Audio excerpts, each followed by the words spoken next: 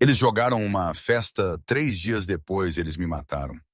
Minha sogra estourou champanhe no corredor do hospital. A amante do meu marido experimentou meu vestido de noiva no meu próprio quarto. Eles riram. Eles celebraram. Eles até escolheram um nome para meu bebê. Um nome eu nunca escolhi. E eu ouvi cada única palavra porque aqui está a coisa. Eles não sabiam. Eu não estava morta. Eu estava presa dentro do meu próprio corpo, totalmente consciente, completamente paralisada, ouvindo eles planejar como gastar meu dinheiro de seguro de vida. Por 30 dias eu ouvi tudo. O caso, a conspiração, o plano para vender um dos meus gêmeos recém-nascidos por 150 mil US$ em dinheiro. Eles pensaram que eu estava indefesa. Eles pensaram que eu não podia revidar. Eles estavam tão incrivelmente errados. O que acontece a seguir vai chocar você até seu cerne. Mas antes nós começarmos, me faça um favor. Bata aquele botão de se inscrever e ligue as notificações porque você não quer perder um único segundo dessa história. Confie em mim. O final é algo você nunca verá chegando. Agora, me deixe contar a você sobre o dia eu morri. Esta história vai ensinar você algo poderoso. Nunca subestime uma mulher que tem nada mais para perder. Porque quando eles pensam, você está indefesa, quando eles contam você fora, quando eles celebram sua derrota, isso é exatamente quando você se torna a mais perigosa. Se você já sentiu traída, abandonada ou impotente, esta história é para você. Fique até o final, porque o que Samantha faz a seguir vai mudar o jeito você vê sobrevivência, força e justiça para sempre. Meu nome é Samantha Brennan. Eu nasci e fui criada em Columbus, Ohio, a única filha de Marcus Brennan, um detetive de homicídios que passou 30 anos colocando assassinos atrás das grades, e Catherine Brennan, uma professora escolar que morreu de câncer quando eu tinha 22 anos de idade. Eu herdei a teimosia do meu pai e a bondade da minha mãe. E pela maior parte da minha vida, eu pensei que aquela combinação me protegeria do pior o mundo tinha a oferecer. Não o fez. Esta é a história de como eu morri, voltei e destruí todos que me traíram. Começou 6 meses antes da sala de parto, 6 meses antes do sangue e os gritos e o momento meu coração parou de bater em uma mesa de operação, enquanto meu marido estava no canto verificando seu telefone. Começou com um teste de gravidez, 2 linhas rosas e o sorriso do meu marido Andrew, que não alcançava bem seus olhos. Eu lembro daquela manhã de outubro com perfeita clareza. A luz de outono de Connecticut estava fluindo através de nossas janelas do quarto, pintando tudo em tons de ouro e âmbar. Os lençóis cor de creme debaixo de mim custaram mais que meu primeiro carro. A cama de 4 colunas tinha estado na família de Andrew por 3 gerações. A vista de nossa janela mostrava árvores de bordo em cores de outono cheias, um gramado cuidado que um time de paisagistas mantinha 2 vezes por semana, e uma cerca de ferro alinhado que separava nossa propriedade dos vizinhos nós nunca falamos. Esta era minha vida agora. Bonita, cara, vazia em modos eu estava apenas começando a entender. Andrew estava ainda na cama quando eu saí do banheiro segurando o teste de gravidez. Minhas mãos estavam tremendo. Nós tínhamos estado tentando por 2 anos. 2 anos de gráficos de temperatura e kits de ovulação e intimidade cuidadosamente cronometrada que tinha começado a sentir mais como um procedimento médico que um ato de amor. Andrew, eu disse, Andrew, venha aqui, olhe para isto. Ele sentou-se na cama, esfregando o sono de seus olhos. A luz da manhã pegou suas feições em um jeito que me lembrou porque eu tinha me apaixonado por ele em primeiro lugar. Mandíbula forte, cabelo escuro com apenas uma dica de cinza nas têmporas. Olhos azuis que podiam fazer você sentir como a única pessoa na sala quando eles focavam em você. Bal. Mas ultimamente aqueles olhos raramente focavam em mim. O que é? Ele perguntou, alcançando seu telefone na mesa de cabeceira. Antes mesmo de olhar para o que eu estava segurando, eu ergui o teste. 2 linhas rosas. Nós estamos tendo um bebê, eu disse. Por um momento, apenas um momento, eu vi algo genuíno cruzar seu rosto. Surpresa, talvez até alegria. Ele saiu da cama e me abraçou. E eu me deixei afundar naquele abraço. Me deixei acreditar que este bebê consertaria tudo o que tinha dado errado entre nós. Isso foi quando eu notei isso, o telefone dele. Ele estava verificando seu telefone sobre meu ombro enquanto ele me abraçava. Rápido, sutil, como ele pensou eu não notaria. Eu notei. Eu sempre notei, mas eu arquivei isso longe, como eu tinha estado arquivando coisas longe por meses. As noites tardias no trabalho, as viagens de negócios que pareciam multiplicar, o jeito ele se desculpava para atender chamadas em outro quarto, o perfume desconhecido eu às vezes cheirava nas camisas dele. Eu arquivei tudo longe porque eu queria acreditar na vida nós estávamos construindo. Eu queria acreditar que o homem bonito, charmoso, eu tinha casado 3 anos atrás, estava ainda lá em algum lugar debaixo da distância e da distração. Eu era uma tola, mas eu estava prestes a me tornar algo mais inteiramente. Me deixe contar a você sobre Andrew Cole, porque entender ele é essencial para entender tudo que veio depois. Andrew veio de dinheiro antigo, não apenas rico. Dinheiro antigo, o tipo de dinheiro que constrói alas de hospital e as nomeia depois de si mesmo. O tipo de dinheiro que faz problemas desaparecer e faz pessoas esquecer verdades inconvenientes. O tipo de dinheiro que abrange gerações e corrompe todos que ele toca. Seu bisavô tinha feito uma fortuna em ferrovias na virada do século. Seu avô tinha multiplicado isso através de imóveis.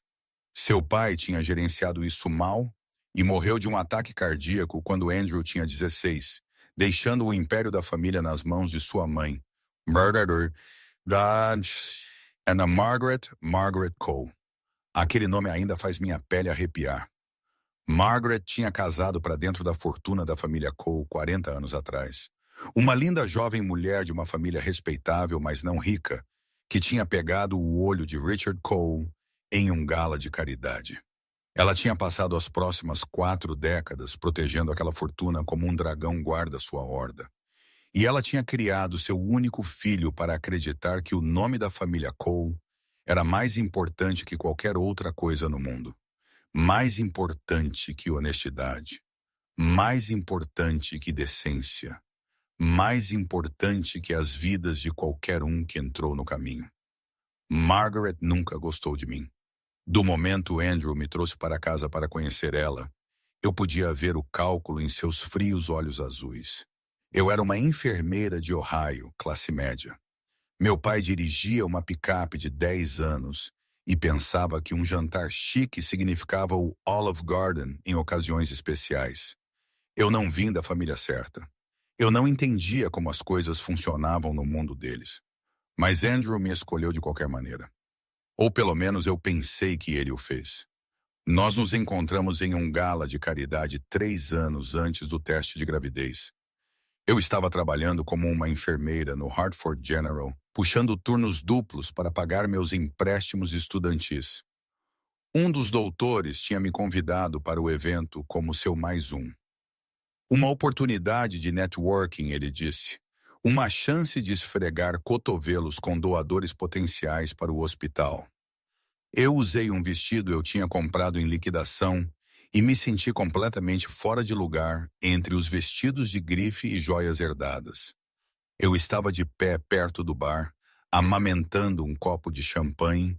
Eu não podia realmente pagar. E me perguntando quão cedo eu podia educadamente sair quando Andrew apareceu ao meu lado. Você parece que você preferiria estar em qualquer outro lugar, ele disse com um sorriso. Isso mostrava dentes brancos perfeitos. É assim tão óbvio, apenas para alguém que sente o mesmo jeito. Ele era charmoso, atencioso. Ele perguntou sobre meu trabalho. E quando eu disse a ele eu era uma enfermeira de emergência, ele parecia genuinamente interessado. Não o interesse polido e velado de alguém fazendo conversa fiada, mas curiosidade real sobre o que eu fazia e por que eu o fazia. Isso deve ser incrível, ele disse. Salvando vidas, fazendo uma real diferença. Não é sempre como os programas de TV, eu admiti. A maior parte do tempo é papelada e lidando com companhias de seguro e assistindo pessoas morrer porque eles não podiam pagar para ver um doutor antes. Mas às vezes você os salva.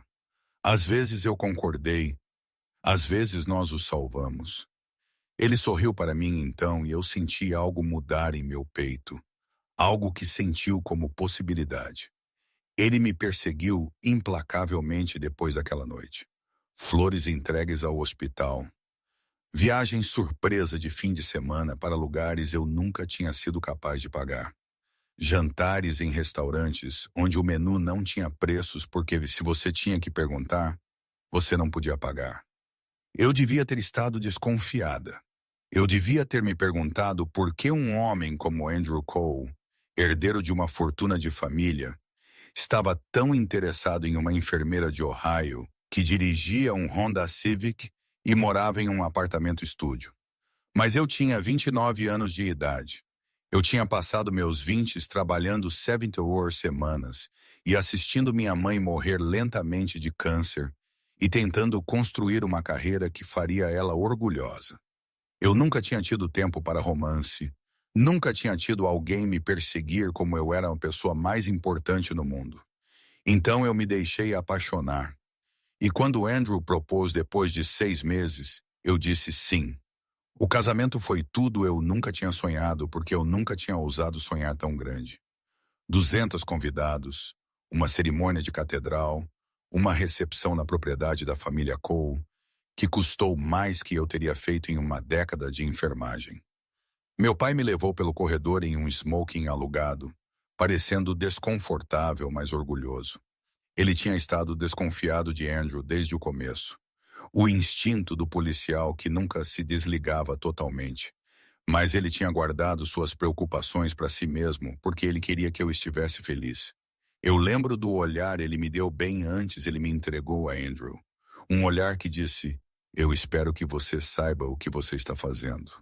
Eu não sabia. O primeiro sinal de problema veio em nossa lua de mel.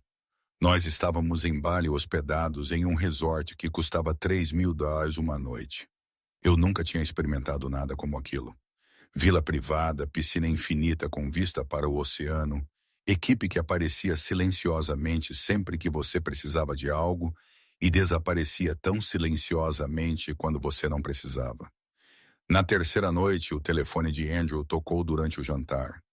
Ele se desculpou para atender a chamada e eu sentei sozinha à mesa, assistindo o pôr do sol pintar o céu em tons de laranja e rosa, tentando não sentir o nó frio formando em meu estômago.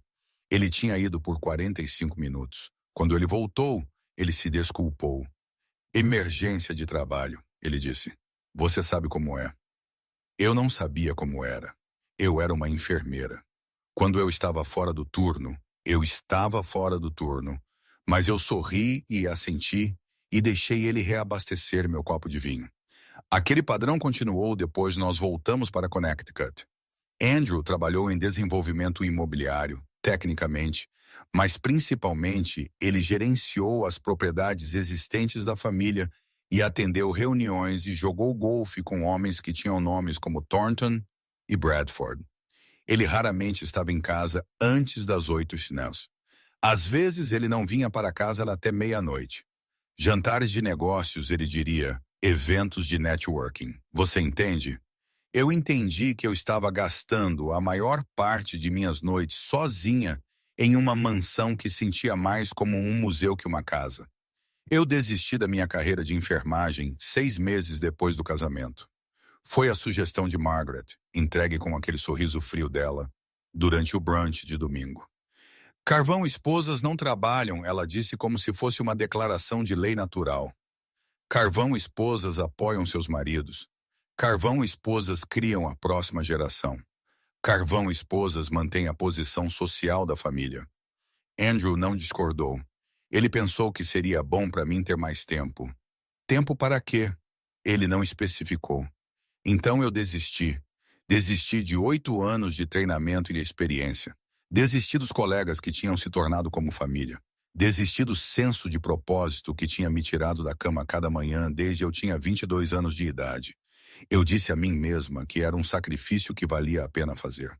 Eu disse a mim mesma, eu estava construindo uma nova vida, uma vida melhor. Eu estava apenas construindo uma prisão mais elaborada. O isolamento aconteceu tão gradualmente. Eu não notei isso até que ele estava quase completo. Minhas amigas da escola de enfermagem pararam de ligar porque eu estava sempre muito ocupada com funções de caridade e obrigações sociais. Meu pai e eu fomos de falar todos os dias para falar uma vez por mês, porque Margaret sempre parecia agendar eventos de família. Nos mesmos fins de semana, eu tinha planejado visitar Ohio. Olhando para trás, eu posso ver quão deliberadamente isso foi feito.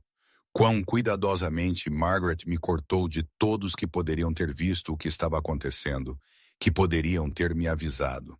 Mas na época, eu apenas me senti solitária, perdida, como eu tinha desistido de tudo que me fazia quem eu era. E a pessoa deixada para trás era alguém eu não reconhecia. Então eu encontrei o telefone descartável. Ele estava escondido no carro de Andrew, enfiado debaixo do pneu sobressalente no porta-malas. Eu não estava nem procurando por ele. A bateria do meu carro tinha morrido e eu precisava de cabos de bateria para chegar a um check-up pré-natal. 12 semanas grávida com o que eu pensei que era nosso bebê milagre. O telefone era barato, pré-pago, o tipo você compra em uma loja de conveniência quando você não quer que ninguém rastreie suas chamadas. Ele tocou enquanto eu estava segurando ele. Um número desconhecido. Eu atendi sem pensar. Ei, bebê! A voz de uma mulher. Jovem, confiante, íntima, em um jeito que fez meu sangue gelar. Eu tenho estado esperando por você. Quando você está vindo? Eu reconheci a voz dela imediatamente. Jennifer Ashworth, assistente executiva de Andrew, 28 anos de idade, alta e loira e bonita naquele jeito afiado. Faminto, que tinha me feito desconfortável em jantares da companhia sem ser capaz de explicar por quê. Eu desliguei sem dizer uma palavra. Eu fiquei ali em minha garagem, 12 semanas grávida, segurando um telefone morto e as ruínas fumegantes do meu casamento. A velha Samantha teria confrontado ele imediatamente, teria gritado e chorado e exigido respostas. Teria dado a ele a chance de mentir para sair disso, para explicar isso fora, para me fazer duvidar do que eu tinha ouvido com meus próprios ouvidos. Mas algo mudou em mim naquele momento. Algo ficou frio e imóvel e calculista. Se Andrew podia mentir tão convincentemente por tanto tempo, o que mais ele era capaz de? O que mais ele estava escondendo? O que mais a mãe dele estava ajudando ele a esconder? Eu precisava me proteger. Eu precisava proteger meu bebê. Eu precisava me preparar para a guerra. Naquela noite, eu coloquei o telefone de volta exatamente onde eu o encontrei. Eu cumprimentei Andrew quando ele veio para casa com um sorriso. Eu ouvi suas mentiras sobre seu dia e as senti em todos os lugares certos. E então eu comecei a planejar. Sobre os próximos 5 meses, eu me tornei alguém eu mal reconheci. Na superfície, eu era a mesma linda esposa Margaret esperava eu ser.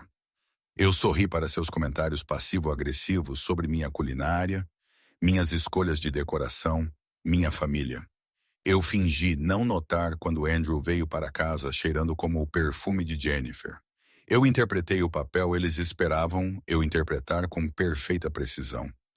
Mas debaixo daquela superfície, eu estava me preparando para cada possível cenário. A primeira coisa eu fiz foi atualizar meu testamento.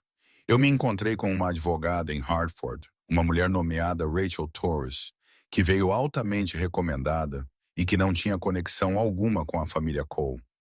Eu disse a ela, eu queria ter certeza que meu filho seria protegido se algo acontecesse comigo.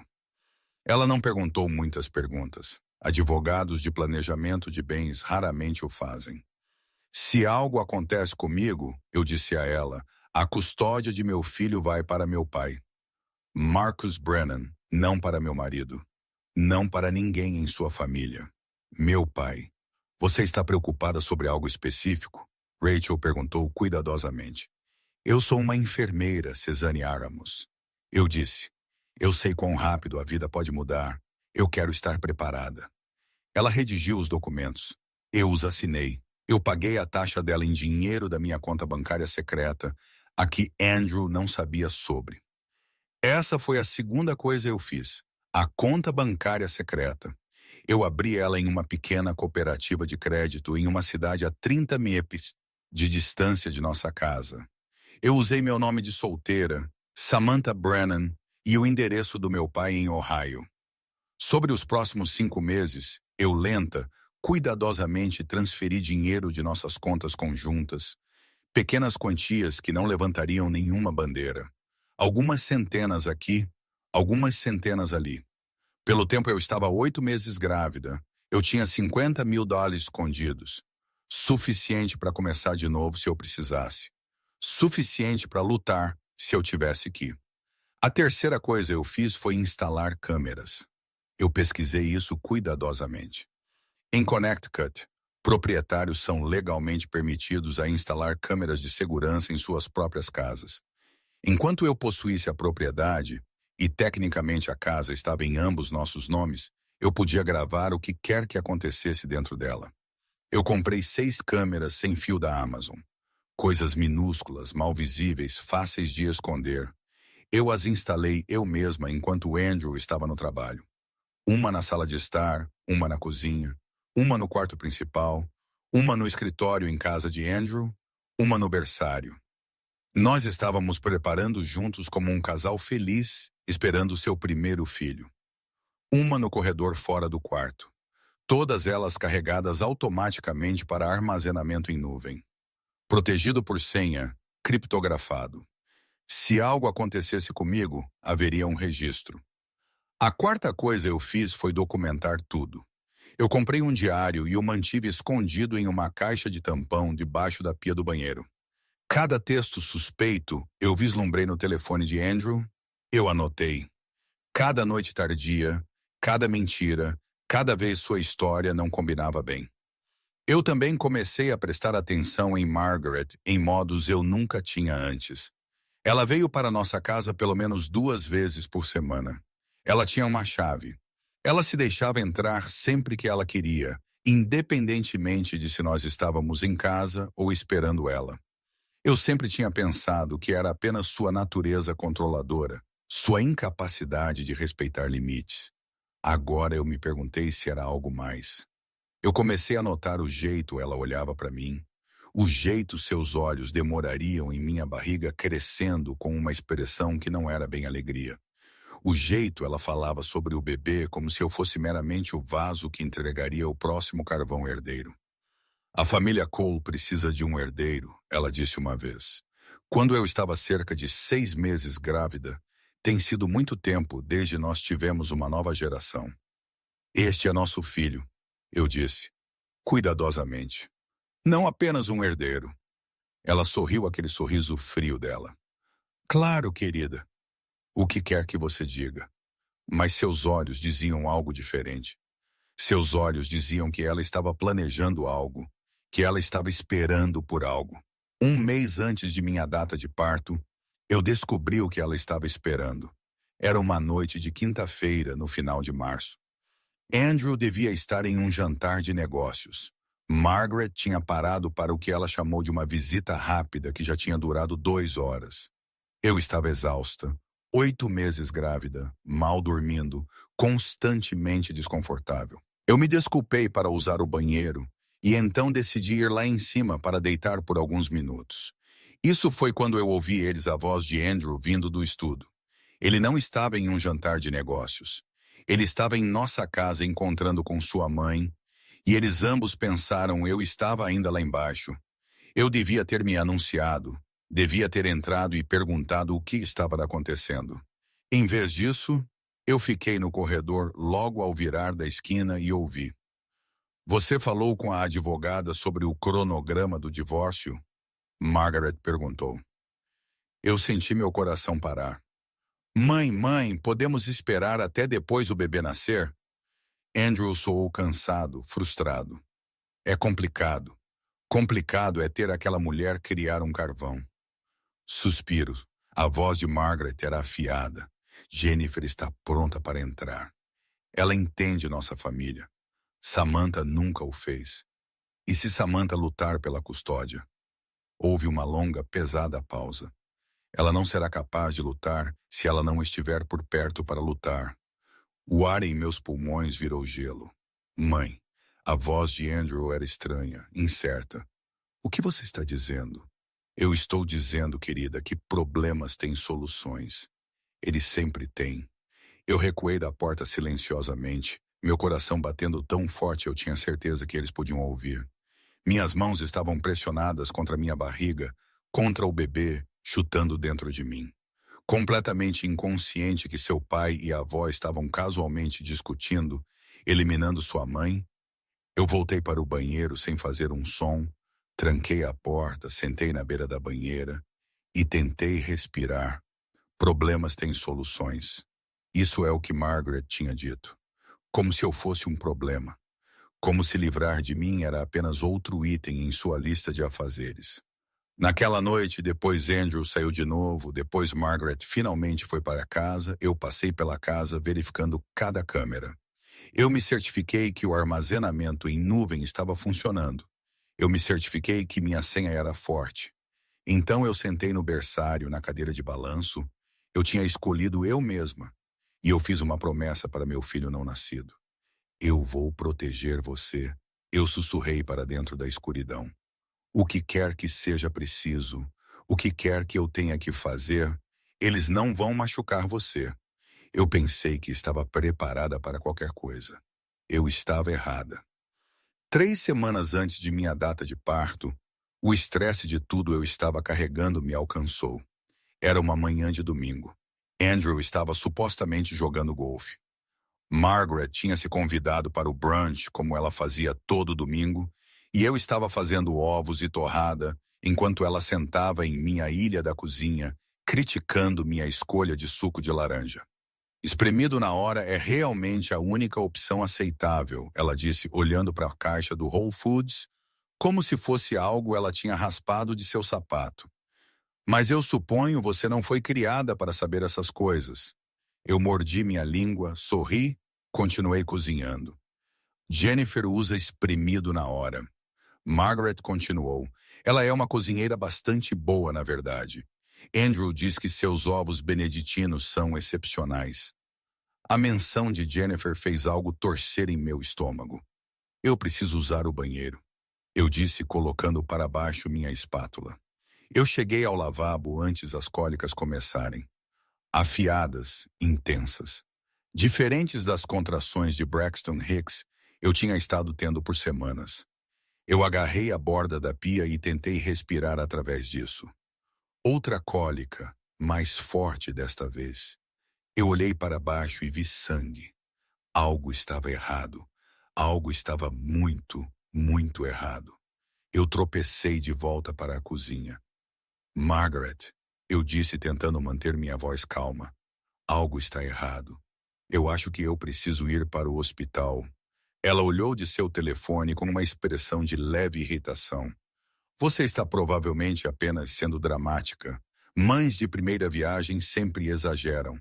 Eu estou sangrando, eu disse. Isso não é normal. Por favor, eu preciso ir agora. Algo piscou em seus olhos. Algo eu não podia bem ler. Bem, ela disse. Eu vou ligar para Andrew. Não há tempo. Eu preciso ir agora. Ela fez um show de procurar suas chaves do carro, levando seu tempo. Cada segundo sentindo como uma eternidade enquanto cólicas rasgavam através de meu corpo e sangue encharcava através de minhas roupas. Pelo tempo nós chegamos ao hospital. Eu estava em trabalho de parto ativo 3 semanas antes. A sala de emergência era caos.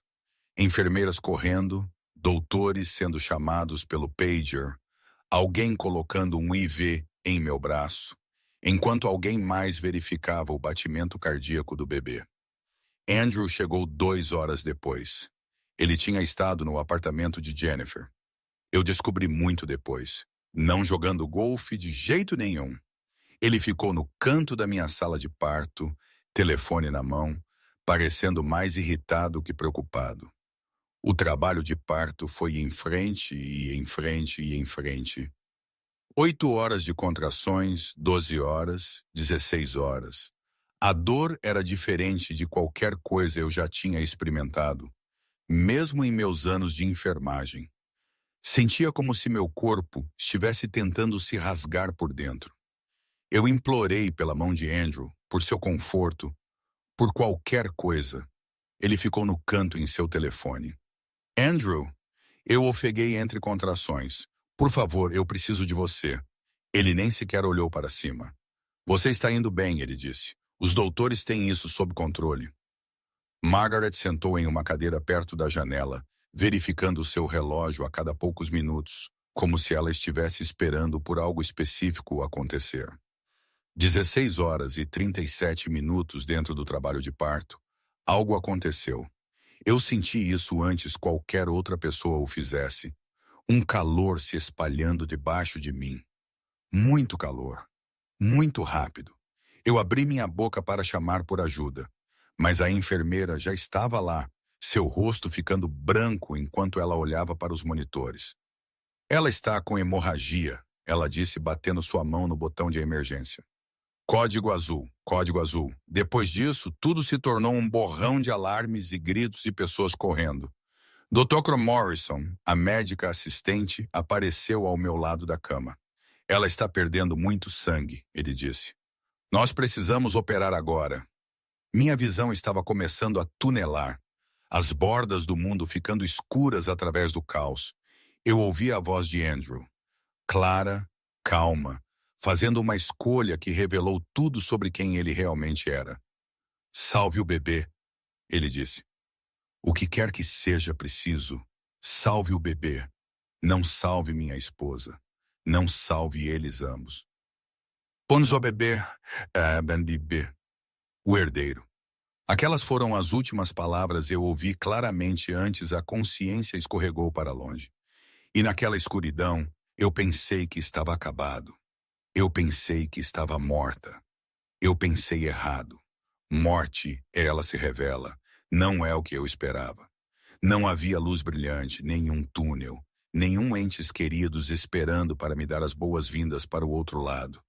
Havia apenas escuridão, completa, absoluta, como estar no fundo do oceano sem senso de cima ou baixo. E então, lentamente, sons começaram a filtrar através, abafados a princípio, distantes, como ouvir vozes através de vidro grosso, um som de bip, constante, rítmico, um monitor cardíaco. Eu percebi meu treinamento de enfermagem entrando em ação mesmo neste estranho estado de crepúsculo. Vozes, profissionais, cansadas. Hora da morte. 3h47 da manhã. Aquela era a voz de um homem. Doutora Morrison. Eu reconheci seu tom cuidadoso, medido. Minha mente gritou.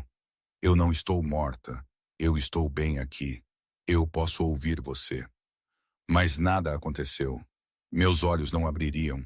Minha boca não funcionaria. Meu corpo estava completamente, terrivelmente sem resposta. O bebê, aquela era uma voz feminina, uma enfermeira, viva, menina saudável. Mas a mãe, devemos chamar isso oficialmente? Sim, ela se foi. Se foi. Eles pensaram que eu tinha ido. Eu queria gritar. Eu queria sentar e dizer a eles estavam errados. Eu estava bem ali. Eu podia ouvir tudo. Eu estava viva. Mas meu corpo era uma prisão. E eu estava trancada dentro sem chave. Na escola de enfermagem, eu tinha aprendido sobre esta condição, síndrome do encarceramento.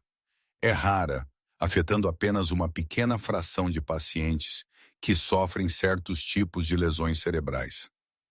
A mente permanece totalmente consciente, totalmente ciente, mas o corpo é completamente paralisado. O paciente pode ouvir tudo, sentir tudo, entender tudo o que está acontecendo ao redor deles. Eles apenas não podem responder. Eles apenas não podem dizer a ninguém que eles estão ainda vivos. Eu sempre tinha pensado que soava como um pesadelo. Agora eu estava vivendo isso. Eles me levaram em uma maca para fora da sala de operação. Eu senti o lençol sendo puxado sobre meu rosto. A roupa de cama áspera do hospital arranhando contra meu nariz e lábios. Eu senti o ar frio do corredor enquanto eles empurravam minha maca através do hospital. Então a temperatura caiu bruscamente. O necrotério. Oh, Deus. Eles estavam me levando para o necrotério. A mesa de metal estava congelando contra minhas costas. Eu podia sentir cada grau daquele frio, mas eu não podia tremer, não podia reagir, não podia fazer nada. Um atendente do necrotério estava cantarolando em algum lugar próximo, se movendo pela sala. Eu ouvi o tilintar de instrumentos de metal sendo arranjados. É assim que isso acaba. Eu pensei, eles vão me cortar, eles vão me embalsamar e eu vou sentir cada segundo disso. O terror era indescritível. Pior que o trabalho de parto, pior que a hemorragia, pior que qualquer coisa eu já tinha experimentado em 8 anos de enfermagem de emergência. Eu tinha visto a morte 100 vezes. Eu tinha segurado mãos com pacientes morrendo e dito a eles que seria pacífico, que eles deviam deixar ir, que não havia nada para ter medo. Eu estava errada. Havia tudo para ter medo. Mas então algo aconteceu. O atendente do necrotério parou de cantarolar. Espere, ele disse. O que eu senti os dedos dele no meu pulso, então no meu pescoço. Oh, meu Deus, oh, meu Deus. A voz dele quebrou com choque. Eu tenho um pulso, ela tem um pulso, cause rompeu. Passos correndo, vozes gritando, a maca se movendo novamente, correndo de volta através do hospital. Eu estava viva, mas ninguém sabia que eu estava ciente. Dra. Morrison explicou minha condição para Andrew e Margaret algumas horas depois. Eu ouvi cada palavra, deitada imóvel em minha cama de hospital, máquinas bipando constantemente ao meu redor. Sua esposa sobreviveu à hemorragia, Dr. Morrison disse. Mas ela experimentou privação significativa de oxigênio durante a crise. Ela está agora em um coma profundo. Nós chamamos isso de um estado de encarceramento. O que isso significa? Aquela era a voz de Andrew, impaciente, como se minha crise médica fosse um inconveniente em sua agenda. Isso significa que ela está completamente sem resposta. Ela não pode se mover, não pode se comunicar, não pode interagir com o mundo de nenhuma maneira. No entanto, há uma chance, talvez 10 a 15%, que ela pode ouvir e entender o que está acontecendo ao redor dela, mesmo que ela não possa responder. Mas ela não pode se comunicar. A voz de Margaret era afiada. Não pode se mover de jeito nenhum. Não, ela está completamente paralisada. Então ela é essencialmente um vegetal. Eu ouvi o doutor do desconforto de Morrison na pausa que se seguiu. Nós não usamos esse termo, Sra. Cole. Ela é uma paciente em coma. Ela poderia potencialmente se recuperar. Qual é o cronograma? Andrew perguntou. Quanto tempo isso poderia durar? Impossível de dizer. Dias, semanas, meses. Alguns pacientes permanecem neste estado por anos. Houve um longo silêncio.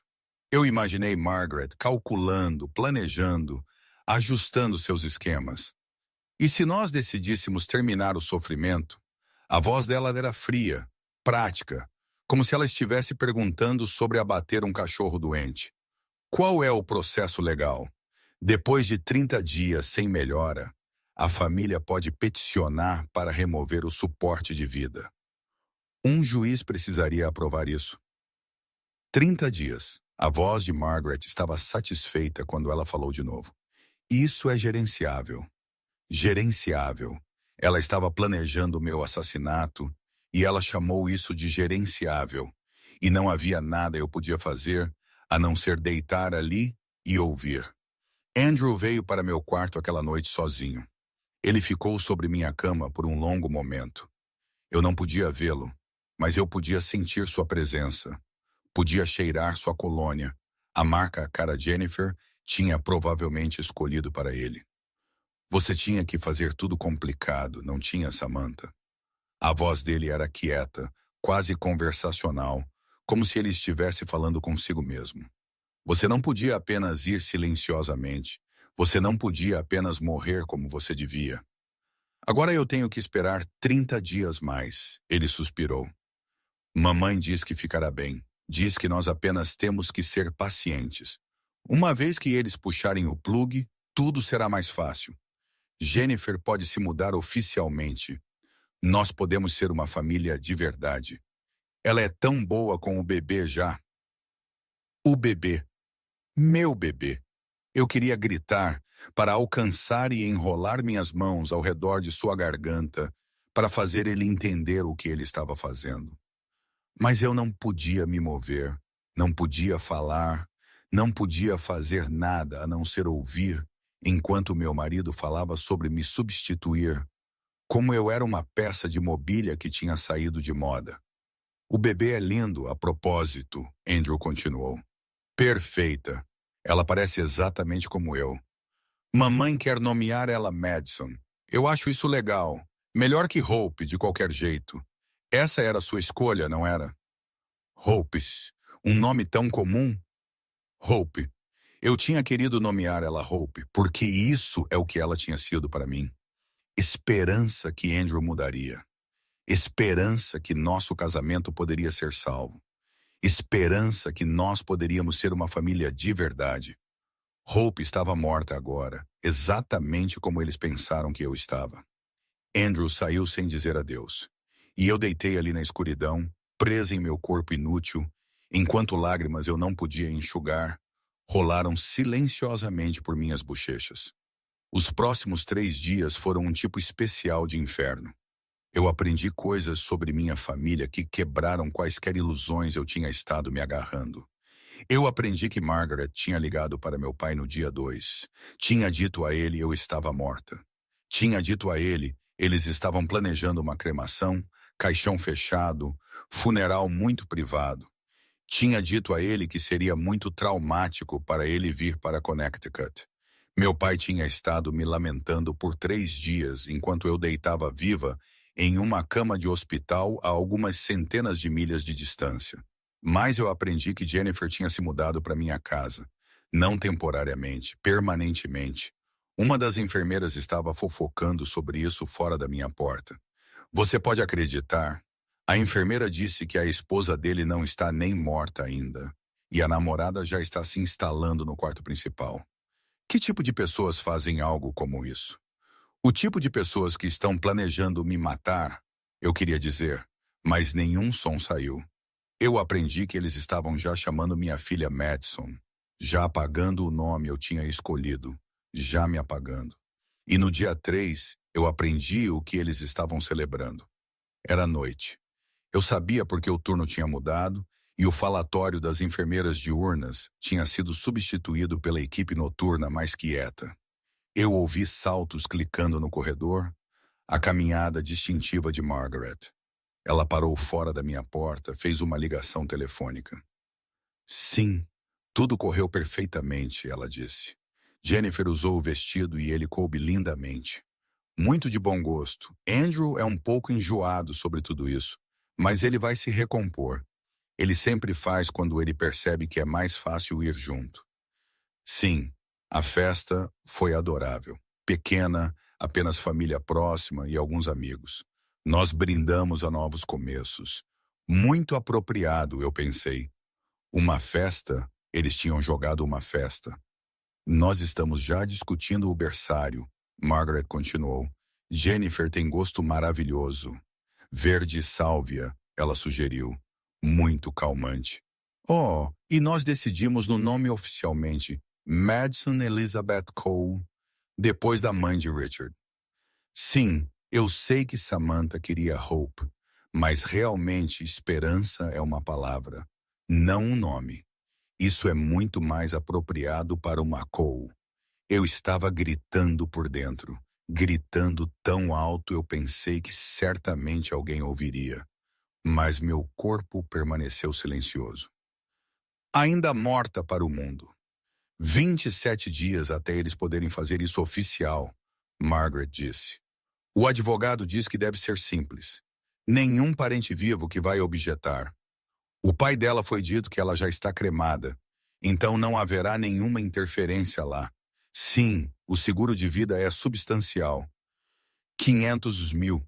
Isso vai cobrir o novo berçário e ainda deixar muito para sim exatamente. Matar 2 pássaros com uma pedra, como eles dizem. Ela riu, realmente riu de sua própria piada sobre me matar. Eu passarei amanhã para verificar as coisas, ela disse. Certifique-se que a equipe sabe que queremos intervenção mínima. Nenhuma medida heróica. Quando os 30 dias acabarem, eu quero isso feito rápida e limpa. Sim, perfeito. Adeus, querida. Ela desligou. Os saltos dela clicaram para longe pelo corredor. E eu deitei ali em minha prisão de carne, sabendo exatamente o que eles estavam planejando, exatamente quando eles iriam fazer isso, e completamente incapaz de parar eles. Aquele foi o dia 3. Eu tinha 27 dias restantes para viver, a menos que algo mudasse, a menos que alguém percebesse a verdade, a menos que eu encontrasse um jeito de revidar. O nome dela era Helena Vasquez. Eu não sabia disso a princípio. Não sabia nada sobre ela, exceto o som de sua voz e o jeito gentil ela ajustava meu travesseiro, e a bondade que irradiava dela mesmo nas ações mais simples. Ela entrou em meu quarto por volta das 11h na noite 3. Eu tinha aprendido a rastrear o tempo pelas mudanças de turno, pelos padrões de ruído no corredor, pelo jeito a qualidade da luz mudava além de minhas pálpebras fechadas, mesmo que eu não pudesse ver isso. Pobrezinha, ela disse suavemente, verificando meus sinais vitais. Eu ouvi o que aconteceu. Eu ouvi sobre sua família também. Ela pausou. Eu ouvi a caneta dela arranhando em um prontuário. Aquela sua sogra estava aqui antes perguntando sobre procedimentos de fim de vida 3 dias depois você deu à luz. Que tipo de pessoas fazem algo como isso? Ela ajustou minha coberta, alisou o cabelo para trás de minha testa. Eu não sei se você pode me ouvir, querida. Os doutores dizem, talvez você pode, talvez você não pode. Mas se você pode, você luta. Ok? Não deixe eles vencer. Não deixe eles vencer. Aquelas 4 palavras quebraram algo aberto dentro de mim. Por 3 dias eu tinha estado afogando em desespero, presa em meu próprio corpo, ouvindo minha morte sendo planejada, assistindo minha vida sendo roubada pedaço por pedaço. Eu tinha estado pronta para desistir, pronta para apenas deixar isso acabar. Mas a voz de Helena, a bondade de Helena, a simples instrução de Helena para lutar. Isso me lembrou de algo eu tinha esquecido. Eu era Samantha Brennan, filha de um policial, enfermeira treinada, sobrevivente, e Brennans não desistem. Eu foquei cada grama de força de vontade eu tinha em meu dedo indicador direito. Apenas aquele um dedo, apenas um movimento minúsculo para deixar ela saber. Eu estava aqui dentro. Mova! Eu comandei. Mova! Nada aconteceu. Eu tentei de novo e de novo e de novo. Nada. Helena terminou suas verificações e saiu. Eu ouvi os passos dela recuando pelo corredor, mas eu não desisti. Toda noite, quando Helena vinha para o turno, eu tentava me mover. Toda noite eu falhava, mas eu continuei tentando. Na noite 7, algo mudou. Helena veio para meu quarto para suas verificações usuais. Mas desta vez, em vez da conversa fiada gentil que ela geralmente oferecia, ela sentou-se ao lado da minha cama. Eu tenho estado observando você, ela disse quieta. Observando seus monitores. Sua frequência cardíaca dispara às vezes, não aleatoriamente. Isso acontece quando certas pessoas vêm para a sala. Quando certas coisas são ditas, ela pausou. Isso não é típico para um paciente que não pode ouvir nada. Meu coração estava batendo forte. Ela podia dizer? Ela podia ver isso no monitor? Eu vou tentar o algo, Helena disse. Eu vou perguntar a você algumas perguntas. Se você pode me ouvir, se você pode entender, eu preciso que você me dê um sinal. Qualquer coisa. Um espasmo, um tremor, apenas algo para me deixar saber que você está lá dentro. Ela pegou minha mão. Você pode me ouvir, Samantha? Eu foquei tudo eu tinha em meu dedo. Cada grama de concentração, cada pedaço de raiva e medo e esperança desesperada. Mova, mova, por favor, mova. E então, mal perceptível, tão leve que era quase invisível, meu dedo se contorceu contra a palma dela. Helena ofegou. Oh, meu Deus!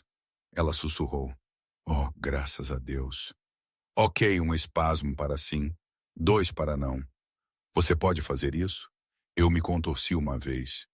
Você pode ouvir o que as pessoas dizem em seu quarto? Um espasmo. Você pode ouvir conversas de fora do seu quarto, às vezes. Um espasmo. Helena estava quieta por um momento. Eu podia ouvir a respiração dela. Podia sentir a mão dela tremendo levemente enquanto ela segurava a minha. Você ouviu o que eles disseram sobre a festa? Sobre Jennifer vestindo seu vestido de noiva? Um espasmo. Você ouviu o que sua sogra disse sobre os 30 dias? Um espasmo. E meu monitor cardíaco disparou violentamente. Eu sinto muito, Helena disse. Eu sinto muito, muito. Mas eu preciso que você fique calma. Eu preciso que você continue lutando. Você pode fazer isso? Um espasmo. Eu vou tentar ajudar você. Helena disse. Eu não sei como ainda. Mas eu prometo, eu não vou deixar eles fazerem isso com você. Você não está mais sozinha. Eu não estava sozinha. Pela primeira vez em 7 dias, eu não estava sozinha. Sobre a próxima semana, Helena e eu desenvolvemos um sistema. Ela não podia passar muito tempo em meu quarto sem levantar suspeitas, então nós tínhamos que ser cuidadosas. Mas toda noite durante seu turno, ela viria para suas verificações de rotina e ficaria alguns minutos extras para se comunicar comigo. O sistema de alfabeto levou para sempre, mas ele funcionou. Ela apontaria para letras e eu me contorceria quando ela batesse na certa. Era agonizante, exaustivo. Cada palavra levou vários minutos para soletrar, mas lenta, laboriosamente, eu disse a ela o que eu precisava que ela soubesse. D-A-D-M-A-R-C-U-S-I-N-A-N-O-E-G-I-O. Seu pai, Helena disse, Marcus Brennan em Ohio. Eu vou encontrar ele na próxima noite. Ela veio parecendo abalada. Eu encontrei seu pai, ela disse. Eu liguei para ele hoje. Samantha, ele pensa que você está morta. Margaret disse a ele. Você foi cremada 3 dias depois do parto. Ele tem estado te lamentando por uma semana. A raiva que surgiu através de mim era tão intensa, meu monitor cardíaco ficou descontrolado. Eu disse a ele a verdade. Helena continuou rapidamente. Eu disse a ele, você está viva, que você está em coma, que você pode ouvir tudo. Eu disse a ele sobre o prazo de 30 dias. Eu disse a ele que ele precisa vir. Ela pausou.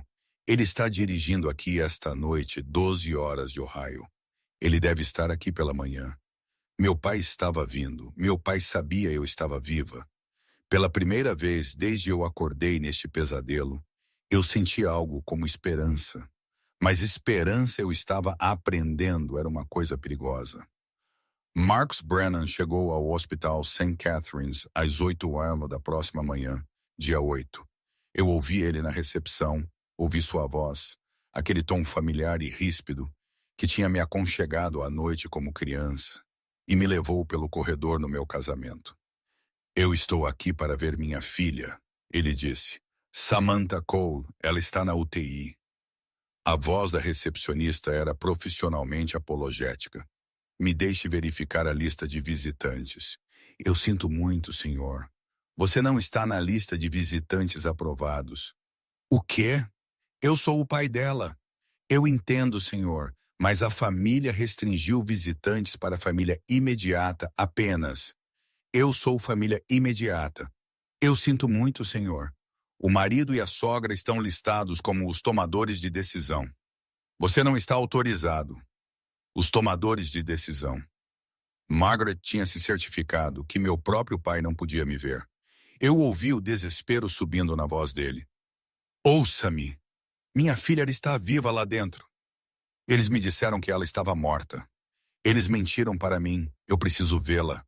Eu preciso vê-la agora mesmo. Senhor, por favor, acalme-se. Eu não vou me acalmar. Minha filha está sendo mantida prisioneira lá dentro e você está me dizendo que eu não posso vê-la? Eu ouvi uma comoção. Ouvi ele empurrando além da mesa.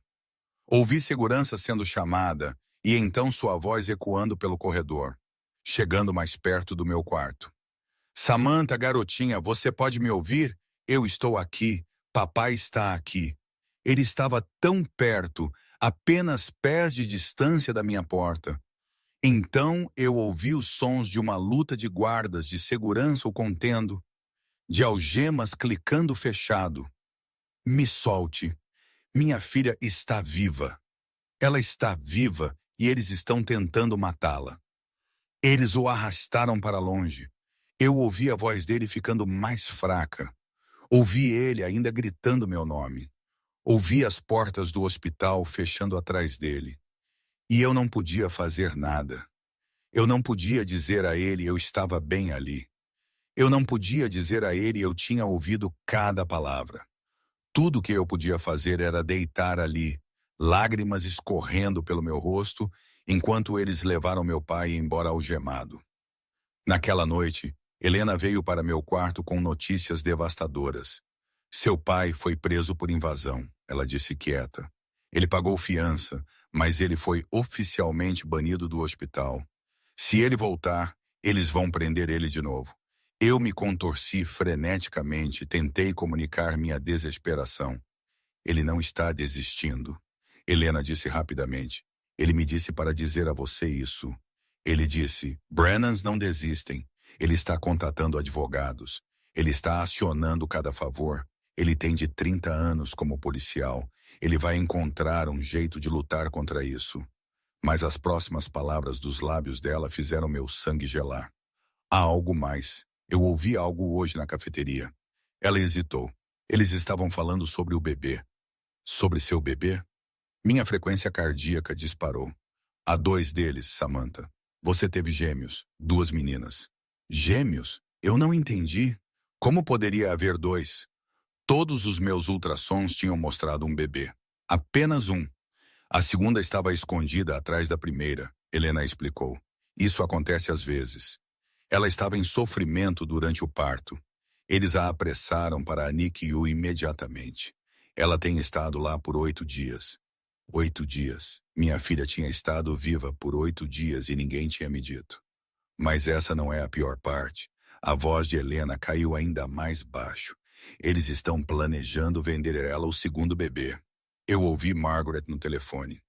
Uma adoção privada. $150 mil.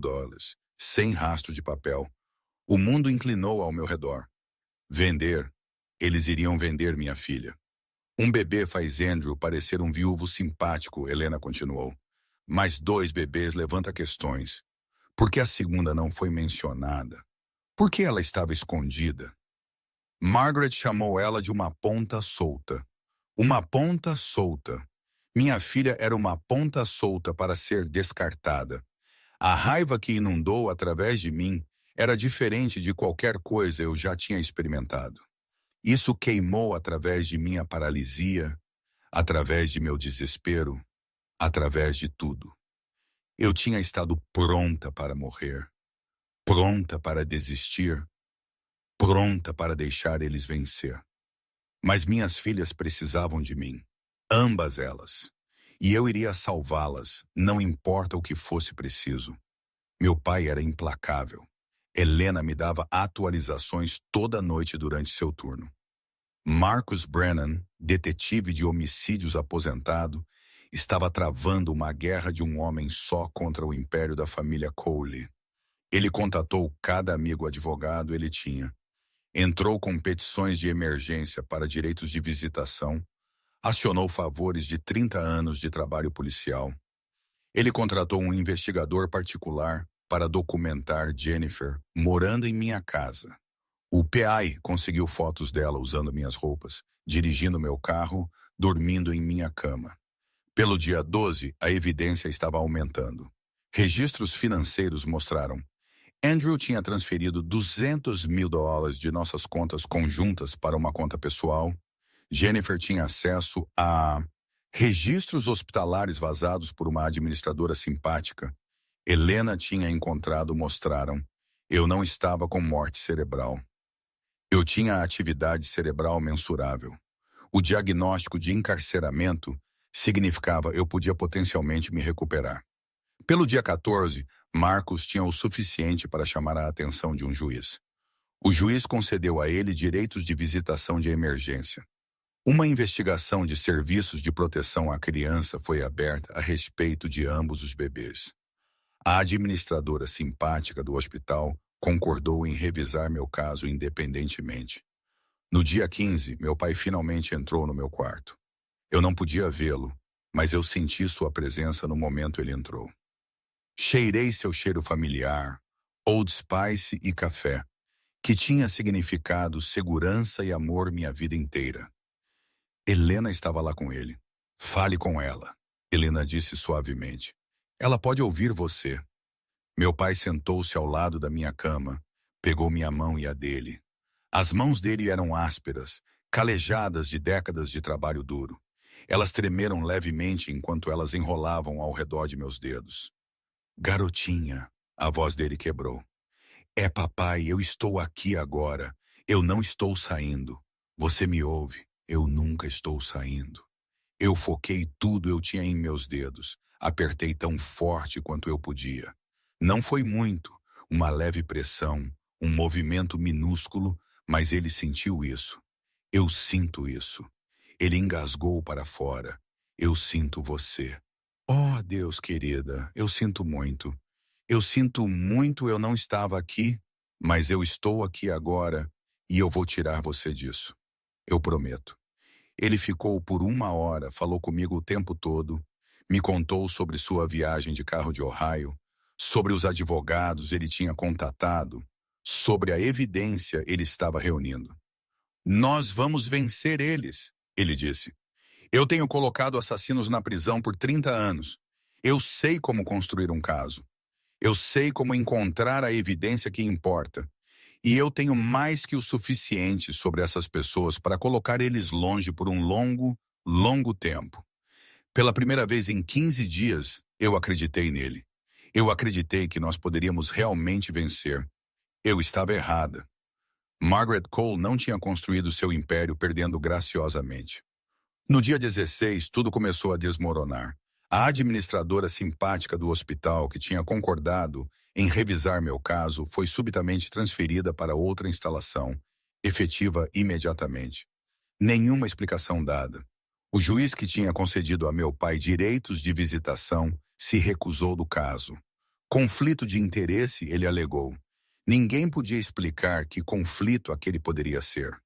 O investigador particular de meu pai foi preso por invasão, em um apartamento que Jennifer não era para ter. Alguém o tinha armado. No dia 17, meu pai recebeu um envelope sem endereço de remetente. Dentro estavam fotografias.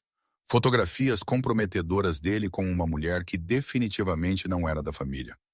Helena me contou sobre elas naquela noite. Elas são falsas, ela disse. Seu pai diz que elas são geradas por IA, mas elas são convincentes e elas vieram com uma nota. Afaste-se ou estas vão para toda a agência de notícias no país. Eu queria gritar para a raiva, para encontrar alguma forma de revidar. Mas eu estava presa, impotente, capaz de fazer nada a não ser ouvir enquanto Margaret desmantelava tudo que meu pai tinha construído. Dia 18, o advogado dele abandonou o caso, sem explicação. Dia 18, a investigação do CPS foi encerrada. Evidência insuficiente. Dia 18, 2 homens internos caros visitaram meu pai em seu hotel e sugeriram muito fortemente que ele deveria retornar para Ohio, que Connecticut não era um lugar saudável para um homem da idade dele. E no dia 19, eles tentaram matá-lo. Meu pai estava dirigindo para o hospital quando outro carro o tirou da estrada. O veículo dele capotou 3 vezes. Ele sobreviveu por pouco. Braço quebrado, concussão, sangramento interno, que exigiu cirurgia de emergência. Ele foi hospitalizado em uma instalação a 50 milhas de distância. Incapaz de andar, incapaz de lutar, incapaz de me salvar. Helena veio para meu quarto aquela noite. Eu podia ouvir que ela tinha estado chorando. Eu não sei como te dizer isso, ela disse. Seu pai estava em um acidente. Ele está vivo, mas ele está ferido gravemente. Ele não poderá vir por um tempo. Meu monitor cardíaco enlouqueceu. Meu corpo tentou responder, tentou se mover, tentou gritar. Nada aconteceu. Eles tinham tentado matar meu pai. A única pessoa lutando por mim. E eu estava deitada ali, impotente, incapaz de fazer nada a não ser ouvir e raiva e rezar. Margaret visitou meu quarto no dia 22. 8 dias até eles poderem legalmente desligar os aparelhos. Ela sentou na cadeira ao lado da minha cama, cruzou as pernas, perfeitamente composta, como sempre em suas roupas de grife e joias caras. Você pode me ouvir aí, Samantha? A voz dela era conversacional, quase amigável. Eu não me importo de qualquer forma, mas se você pode, eu quero que você saiba algo. Ela pausou. Eu a ouvi verificando as unhas dela. Seu pai foi avisado. Ele não ouviu. O acidente foi uma mensagem. O próximo não será um acidente. Será um funeral. O dele. A menos que ele fique longe. Fúria fria inundou através de mim. Agora, sobre seus bebês, Margaret continuou. Madison, é assim que estamos chamando ela agora. Está indo maravilhosamente. Jennifer é uma mãe tão natural. Melhor do que você teria sido, honestamente. Menos emocional, ela se levantou. Eu ouvi os saltos dela clicando no chão enquanto ela andava ao redor da minha cama. A outra, bebê número 2. Bem, ela está sendo pega na manhã. Um casal adorável da Califórnia, muito rico. Eles já pagaram $150 mil. Sua filha vale bastante, parece. Amanhã. Eles estavam vendendo minha filha amanhã. Em 8 dias, Margaret continuou, Andrew assinará os papéis para remover seu suporte de vida. Haverá um funeral adorável. Muito de bom gosto. E então Jennifer formalmente adotará Madison. Eles se casarão depois de um período de luto respeitável e sua filha crescerá chamando Jennifer de mamãe. Ela nunca saberá que você existiu. Ela se inclinou perto do meu ouvido. O perfume dela era sufocante e não há absolutamente nada que você possa fazer sobre isso. Ela saiu e eu deitei ali na escuridão, me afogando em desespero. Mas Margaret tinha cometido um erro crucial. Ela pensou que eu estava impotente. Ela pensou que eu não tinha mais armas. Ela esqueceu sobre as câmeras. Helena veio para meu quarto aquela noite. Eu podia ouvir que ela estava apavorada. A voz dela estava tremendo. As mãos dela tremeram enquanto ela pegava as minhas. Samantha, eles estão vindo buscar seu segundo bebê amanhã. Estamos sem tempo. Seu pai não pode ajudar. A polícia não vai ajudar. Eu não sei o que fazer. Eu me contorci freneticamente. Precisava dela para pegar o papel do alfabeto. Ela entendeu, pegou o papel, começou a apontar para as letras. Lenta, agonizantemente eu soletrei C-A-M-R-A-S, C-A-S, A-N-U-V, I-M-S, I-N-A-A, I-S-P-R-A-N-C, a 2023. Os olhos de Helena se arregalaram. Você tem câmeras em sua casa na nuvem? Um contorcer. Oh, meu Deus! Ela pegou o telefone dela. Eu ouvi os dedos dela batendo na tela. Esperança 2023. Estou logando. Oh, meu Deus. Oh, meu Deus. O que é? O que você vê? Ela estava falando consigo mesma agora, rolando através da filmagem. Tudo. É tudo. Jennifer e Andrew em sua cama. Margaret visitando a festa. Eles estão usando seu vestido de noiva. Eles estão falando sobre remover você. Eles estão planejando. Ela parou. Samantha, você mulher brilhante, brilhante. Você os pegou. Você pegou todos eles. As câmeras que eu tinha instalado meses atrás, preparando para um divórcio, Eu nunca consegui registrar. As câmeras que tinham estado gravando tudo desde o dia em que entrei em trabalho de parto. Eles tinham capturado tudo. Helena enviou a filmagem para meu pai aquela noite. Tudo. Todo o arquivo no armazenamento em nuvem. Na manhã seguinte, dia 23, ela dirigiu para o hospital onde Marcos estava se recuperando. Eu não sei exatamente o que aconteceu lá. Helena me contou sobre isso mais tarde, depois que tudo acabou. Mas isso é o que eu entendo. Meu pai estava deitado em uma cama de hospital, braço engessado, bandagens enroladas em sua cabeça da concussão. Ele deveria ter estado descansando, deveria ter estado se recuperando. Em vez disso, ele estava sentado fazendo ligações. Quando Helena mostrou a ele a filmagem no telefone dela, o rosto dele passou por uma transformação. Choque, então raiva. Então algo mais frio, mais duro. O rosto de um detetive que tinha passado 30 anos colocando assassinos atrás das grades. Eu ainda tenho amigos, ele disse a Helena. Amigos de verdade, não aqueles que Margaret pode comprar. Ele pegou o telefone dele. Danny, é Marcos. Sim, eu sei. Eu sei. Ouça, eu preciso de um favor, o maior que eu já pedi. Eu tenho um sequestro em andamento, conspiração para cometer assassinato e tráfico de um recém-nascido. E eu tenho tudo em vídeo. Você pode envolver o FBI? Ele pausou. Ouviu. Sim, eu estou sério. Eu vou te enviar os arquivos agora mesmo. Dia 23 tarde. Eu estava deitada na minha cama como sempre, incapaz de me mover, incapaz de falar, esperando para morrer. E então eu ouvi algo que eu nunca tinha ouvido antes. O som de botas no corredor.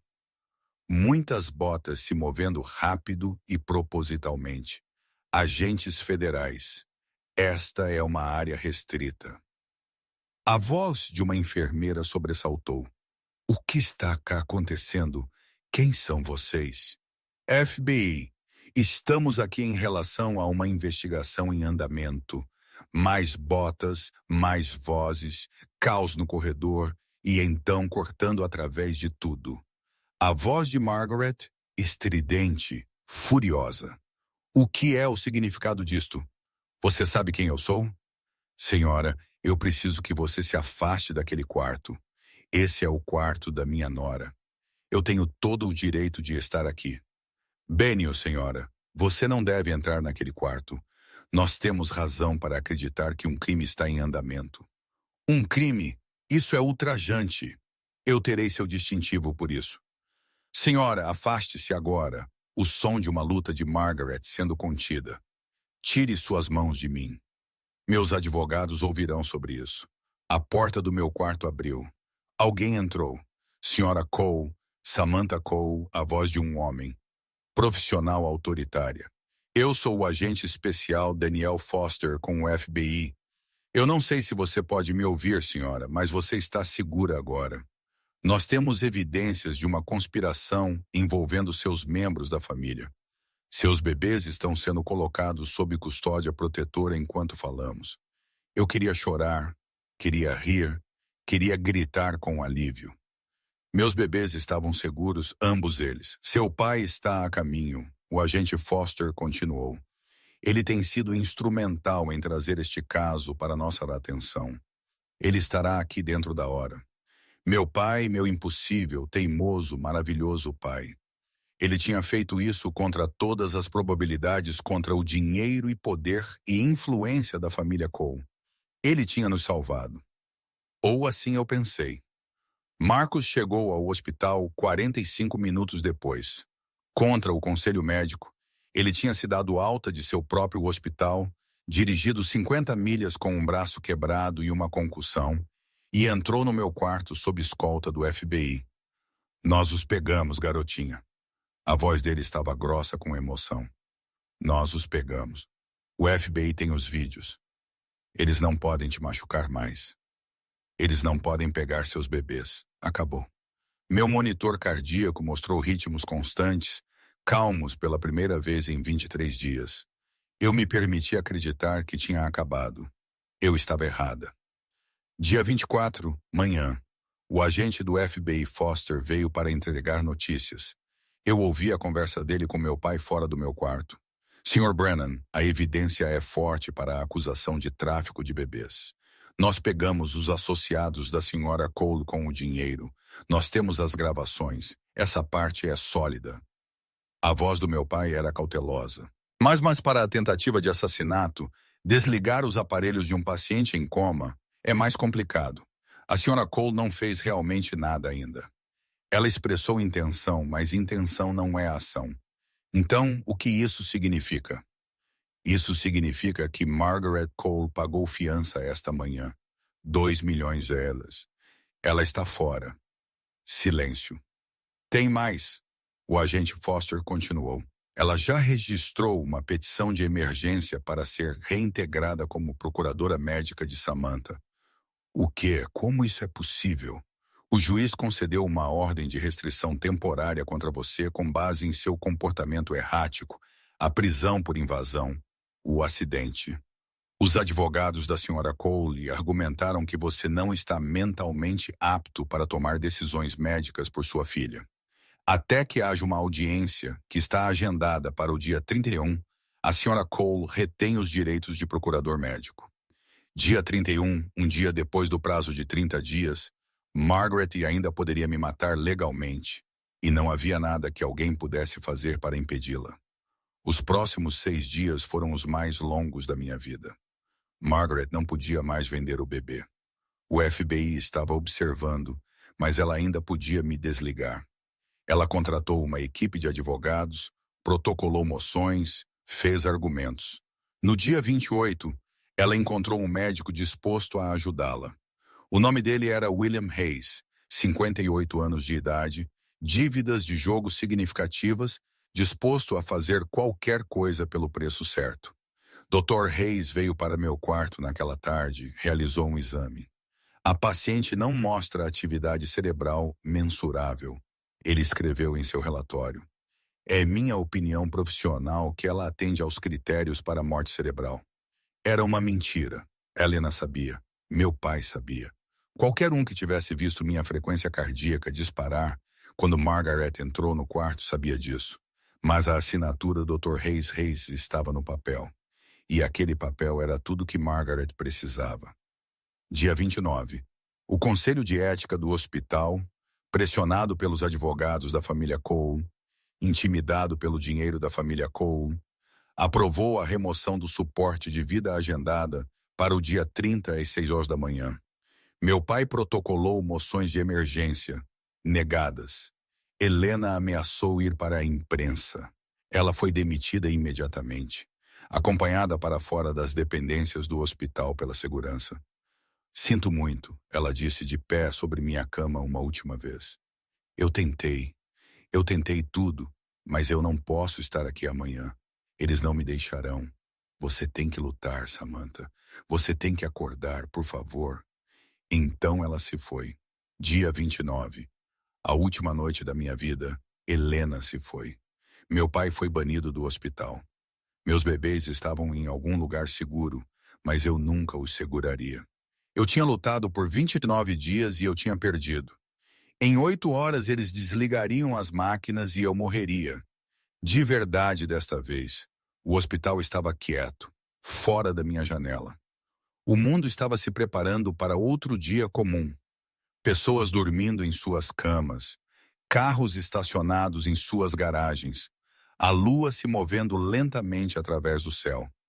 Dentro do meu quarto, máquinas bipavam constantemente. Monitores rastreavam sinais vitais que logo seriam silenciados para sempre. Eu tinha estado lutando por 29 dias. 29 dias de tentando me mover. 29 dias de tentando falar. 29 dias de gritando dentro da minha cabeça, enquanto meu corpo se recusava a responder. E eu tinha falhado. Eu pensei em desistir, apenas deixar ir. Seria mais fácil. Não mais dor, não mais desamparo. Não mais ouvindo eles planejarem minha morte. Apenas paz. Então eu ouvi algo. Um telefone. Alguém tinha deixado um telefone no meu quarto. Provavelmente uma enfermeira que o tinha derrubado durante o caos de Helena sendo escoltada para fora. Ele tocou uma vez, duas vezes. Então a caixa postal atendeu e eu ouvi a voz do meu pai. Garotinha, eu não sei se você pode ouvir isso. Ele parecia exausto, quebrado. Mas eu quero que você saiba que suas filhas estão seguras, ambas elas. Eu estou segurando elas agora. Uma pausa. Eu ouvi um bebê arrulhando ao fundo. E elas são lindas, Samantha. Tão lindas. Elas têm seus olhos. A voz dele quebrou. Eu tenho conversado com elas sobre você todos os dias. Eu digo a elas que a mamãe delas é a mulher mais forte, mais corajosa do mundo. E ela está lutando para voltar para elas. Ele estava chorando agora. Por favor, querida, por favor, volte.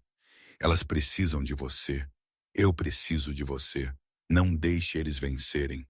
Não deixe eles te levarem de nós. Uma longa pausa. Você é uma Brennan, maldito seja. E os Brennan não desistem. Nós nunca desistimos. Outra pausa. Eu te amo, garotinha. Lute. Lute. A mensagem terminou e algo dentro de mim acendeu. Minhas filhas. Meu pai tinha minhas filhas. Elas estavam seguras. Elas estavam me esperando. Eu não ia morrer nesta cama. Eu não ia deixar Margaret Cole vencer. Eu não ia deixar minhas filhas crescerem sem a mãe delas.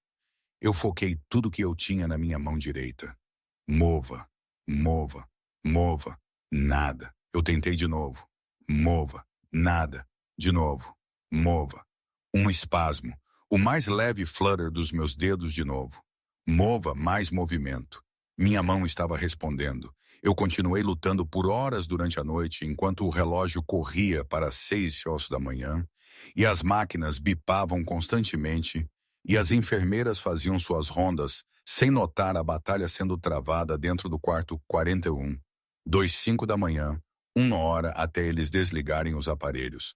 Meus dedos estavam se movendo consistentemente agora. Pequenos movimentos, fracos mas reais. 5h30 da manhã, 30 minutos. Eu podia sentir meus dedos dos pés, podia sentir meu corpo começando a acordar de qualquer prisão em que ele tinha estado trancado. 5h45 da manhã, 15 minutos. Uma enfermeira entrou para preparar o quarto para o procedimento. Ela estava verificando as máquinas, fazendo anotações em sua prancheta quando minha mão se moveu. Não um espasmo, um movimento real. Meus dedos se fecharam ao redor do trilho da cama. A prancheta caiu no chão. Oh, meu Deus! A enfermeira gritou. Oh, meu Deus! Ela está se movendo. Ligue para o médico. Ela está se movendo. O quarto irrompeu em caos. Médicos correram para dentro. Enfermeiras inundaram através da porta. Alguém estava verificando minhas pupilas com uma lanterna. Alguém mais estava ligando para equipamento adicional. E então, através do caos, eu ouvi a voz de Margaret. O que está acontecendo? Por que ela não está desconectada ainda? Ela estava aqui pronta para me ver morrer. Senhora Cole, Dr. Morrison disse, algo mudou. Samantha está mostrando sinais de consciência. Nós não podemos prosseguir. Isso é impossível. Ela foi declarada com morte cerebral pelo Dr. Hayes, não por mim. E eu estou olhando para uma paciente que acabou de mover a mão dela voluntariamente. Margaret empurrou para dentro do quarto. Eu estava deitada na minha cama, mas meus olhos estavam abertos e eu estava olhando diretamente para ela. Olá, Margaret. Minha voz era mal audível, mas clara. Margaret tropeçou para trás como se ela tivesse sido baleada. Isso não é possível, ela sussurrou. Eu ouvi tudo. Minha voz cresceu mais forte com cada palavra, cada única palavra. Por 30 dias, Andrew apareceu na porta atrás de sua mãe. O rosto dele ficou branco. Olá, marido. Surpreso em me ver? As próximas poucas horas foram um borrão de testes e exames e descrença. Dr. Morrison não podia explicar. Nenhum deles podia. Pacientes em estados de encarceramento às vezes se recuperavam, ele disse. Mas não assim. Não tão rápido. Não no exato momento que eles precisavam. Mas eu sabia porque eu tinha acordado. Eu tinha acordado porque minhas filhas precisavam de mim. Eu tinha acordado porque meu pai tinha me dito para lutar. Eu tinha acordado porque os Brennan não desistem. Ao meio-dia, eu podia falar em frases completas. À noite, eu estava dando meu depoimento ao FBI. Eu tenho evidência em vídeo de tudo, eu disse ao agente Foster. Câmeras escondidas em minha casa, armazenamento em nuvem, protegido por senha.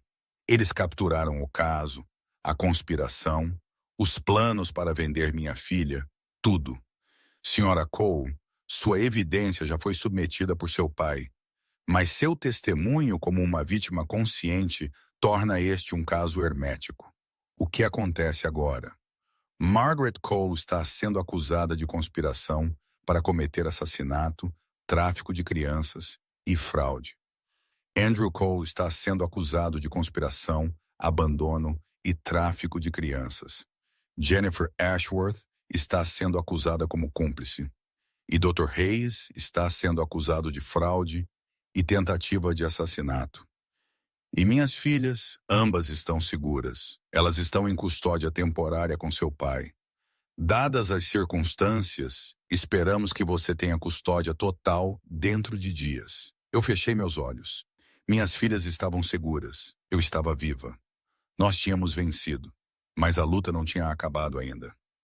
2 dias depois que eu acordei, eu pedi para ver Andrew. O FBI permitiu. Supervisionado. Eles pensaram que poderia ser útil ter a reação dele registrada. Eles o trouxeram para meu quarto de hospital algemado e em um macacão laranja. Ele tinha envelhecido 10 anos em 48 horas. O rosto dele estava magro. Os olhos dele estavam vazios. O homem confiante, charmoso que eu tinha casado se foi, substituído por alguém quebrado e pequeno. Samantha, ele começou. Eu não o quê? Eu olhei para ele, realmente olhei para ele.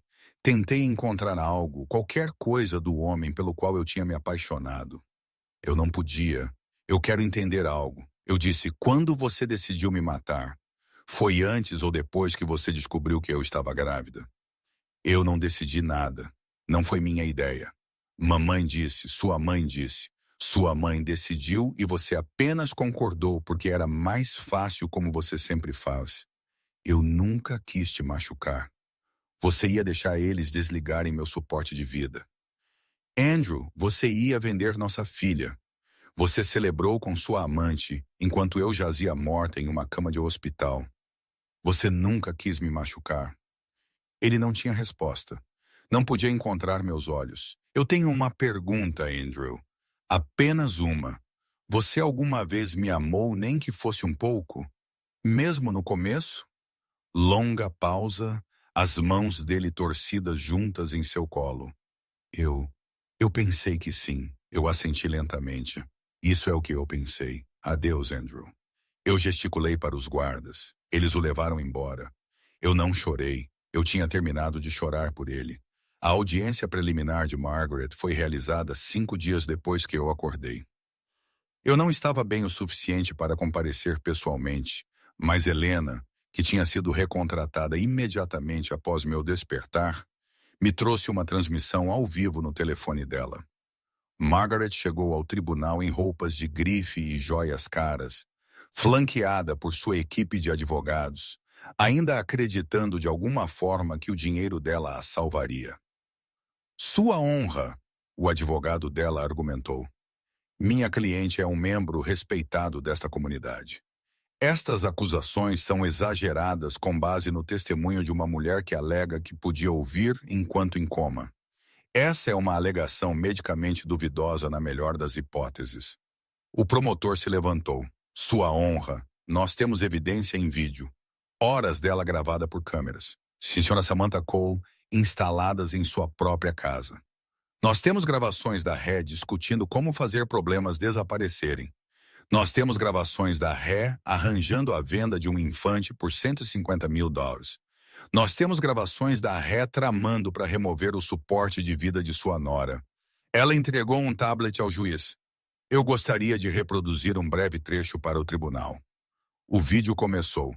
A voz de Margaret preencheu o tribunal. Em 8 dias, Andrew assinará os papéis para remover seu suporte de vida. Haverá um funeral adorável, muito de bom gosto. E então Jennifer formalmente adotará Madison. Eles se casarão depois de um período de luto respeitável. E sua filha crescerá chamando Jennifer de mamãe. Ela nunca saberá que você existiu. A gravação continuou. E não há absolutamente nada que você possa fazer sobre isso. O rosto do juiz era de pedra. Senhora Margaret Cole, com base na evidência apresentada, eu estou negando fiança. Você está detida para custódia aguardando o julgamento. A compostura de Margaret quebrou. Você não pode fazer isso. Você sabe quem eu sou? Você sabe quem é minha família? Eu sei exatamente quem você é, senhora Cole. O juiz disse friamente. Você é uma ré em um caso criminal. E em meu tribunal, isso é tudo o que importa. Oficial de justiça. Eles a levaram algemada, gritando, xingando, completamente desfeita. A mulher que tinha orquestrado meu assassinato, que tinha planejado vender minha filha, que tinha se achado intocável, estava finalmente sendo responsabilizada. Helena apertou minha mão. Você fez isso? Ela disse. Você realmente fez isso? Não, eu disse. Nós fizemos. Todos nós. Os julgamentos ocorreram 6 meses depois. Margaret Cole foi condenada por conspiração para cometer assassinato, tráfico de crianças, agressão e fraude. A acusação de agressão foi pelo acidente de carro do meu pai. A promotoria provou que ela tinha contratado os homens que o tiraram da estrada.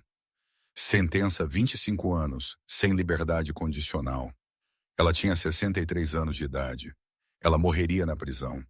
Andrew Cole foi condenado por conspiração, tráfico de crianças, fraude e abandono.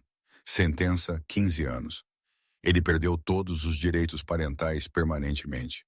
O homem que tinha estado sobre minha cama de hospital e reclamado que eu não tinha morrido rápido o suficiente passaria os próximos 15 anos em uma cela.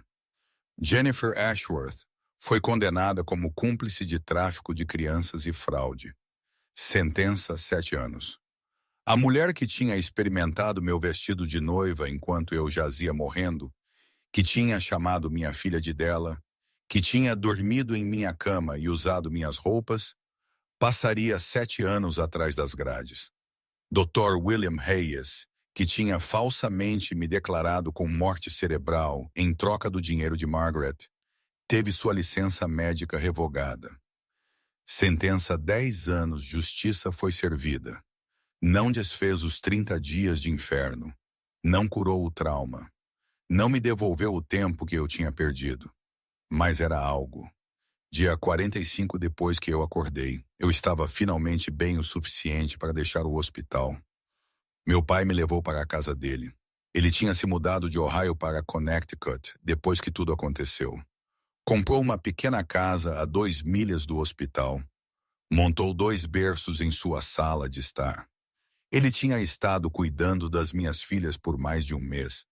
A casa era modesta, nada como a mansão Cole, um sobrado de 2 quartos com um pequeno quintal e uma varanda que precisava de pintura. Era perfeita. Eu caminhei para dentro em pernas instáveis. E lá estavam elas. 2 berços combinando, 2 rostos minúsculos, idênticos, perfeitos. Esta é... Meu pai começou, então parou. Bem, você nunca nomeou a segunda. Eu peguei o primeiro bebê, aquela que Margaret tinha chamado de Madison. O nome dela é Esperança, eu disse. Sempre foi Esperança. Eu peguei o segundo bebê. E esta é Graça, porque graça é o que nos salvou. Eu as segurei ambas, uma em cada braço, 2 menininhas que quase tinham sido tiradas de mim. E eu chorei. Não lágrimas tristes, não lágrimas raivosas. Alívio, alegria, amor. Oi, meus bebês. Eu sussurrei. A mamãe está aqui. A mamãe está finalmente aqui. O primeiro ano depois que tudo aconteceu foi o mais difícil da minha vida. Não por causa da recuperação física. Embora isso fosse difícil o suficiente, meu corpo tinha passado por trauma que a maioria das pessoas não podia imaginar. Semanas de repouso na cama. Meses de fisioterapia, anos de efeitos persistentes que os médicos disseram que talvez nunca desaparecessem completamente. Não, a parte mais difícil foi a recuperação psicológica. Eu tive pesadelos todas as noites pelos primeiros 6 meses. Eu acordava paralisada, convencida de que estava de volta naquela cama de hospital, incapaz de me mover, incapaz de gritar, ouvindo Margaret planejar minha morte. Às vezes eu acordava e não conseguia me mover de verdade. Paralisia do sono, minha terapeuta chamou, um sintoma comum de transtorno de estresse pós-traumático. Meu cérebro estava reprisando o trauma, tentando processá-lo, tentando integrá-lo em algo que fizesse sentido, mas não fazia sentido. Nada disso fazia sentido. Como o homem com quem me casei podia ter ficado sobre minha cama e desejado que eu morresse mais rápido? Como a mãe dele podia ter tramado para vender minha filha como propriedade? Como as pessoas podiam ser tão cruéis, tão calculistas, tão completamente sem consciência? Eu não tinha respostas para essas perguntas. Eu ainda não tenho. O que eu tinha eram minhas filhas, esperança e graça. Elas eram minha razão para sair da cama todas as manhãs. Minha razão para continuar avançando através dos pesadelos e dos flashbacks e dos momentos em que as paredes se fechavam e eu não conseguia respirar. Elas precisavam de mim e eu me recusei a decepcioná-las. Meu pai foi minha rocha durante aquele primeiro ano. Ele tinha vendido sua casa em Ohio e se mudado permanentemente para Connecticut. Ele tinha 62 anos de idade, ainda se recuperando de suas próprias lesões, e ele se lançou a ser avô com a mesma determinação que ele uma vez tinha trazido para ser um detetive de homicídios. Ele trocava fraldas às 3h da manhã. Ele andava pelo chão com bebês chorando quando eu estava muito exausta para ficar de pé. Ele fazia mamadeiras e lavava roupas e lidava com todos os detalhes práticos que eu não conseguia gerenciar naqueles primeiros, escuros meses. Quando eu o agradeci, ele apenas encolheu os ombros. Os Brennan cuidam uns dos outros, ele disse. É isso que nós fazemos. Helena se tornou parte da nossa família também. Ela tinha sido demitida do Hospital St. Catherine por me ajudar. A carreira dela, a renda dela, a estabilidade dela, tudo sacrificado porque ela tinha escolhido fazer a coisa certa. Eu não podia deixar isso acontecer. 6 meses depois que os julgamentos terminaram, eu publiquei um livro sobre minha experiência. 30 dias morta, eu chamei. A história de como eu sobrevivi à síndrome do encarceramento, traição e tentativa de assassinato. Tornou-se um best-seller quase imediatamente. A publicidade foi avassaladora. Pedidos de entrevista inundaram. Ofertas de documentário, direitos de filme. Todos queriam ouvir sobre a mulher que tinha ouvido sua própria morte planejada e viveu para ver seus assassinos levados à justiça. Eu usei o dinheiro do livro para iniciar uma fundação, a Fundação Esperança e Graça, nomeada após minhas filhas. Nossa missão era simples: advogar por pacientes que não podiam advogar por si mesmos, pessoas em comas, pessoas com síndrome do encarceramento, pessoas cujas famílias estavam tomando decisões que talvez não fossem em seus melhores interesses. Minha primeira contratação foi Helena. Eu quero que você dirija o programa de advocacia médica, eu disse a ela. Você estará ajudando pessoas como eu, pessoas que não podem falar por si mesmas. Você será a voz deles. Samantha, ela disse, lágrimas escorrendo pelo rosto dela. Eu não sei o que dizer. Diga sim. Diga que você me ajudará a ajudar outros. Diga que você nunca deixará ninguém morrer sozinho e sem ser ouvido novamente. Sim, sim, claro, sim. Nós abraçamos. 2 mulheres que tinham passado pelo inferno juntas, que tinham lutado contra probabilidades impossíveis e uma que tinha se tornado família no sentido mais verdadeiro da palavra. 3 anos depois que os julgamentos terminaram, Margaret Cole morreu na prisão. Derrame súbito. Ninguém estava com ela. Eu descobri através de uma ligação telefônica do capelão da prisão. Ele pensou que eu talvez quisesse saber. Eu sentei com a notícia por um longo tempo. A mulher que tinha orquestrado meu quase assassinato, que tinha planejado vender minha filha, que tinha destruído meu casamento e quase destruído meu pai, que tinha assombrado meus pesadelos por 3 anos. Ela se foi. Eu esperava sentir algo. Alívio, satisfação, talvez até alegria. O que eu senti foi nada.